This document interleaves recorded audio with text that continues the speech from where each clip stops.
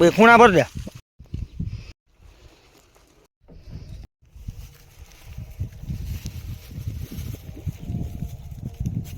ભાઈ આવી જાય.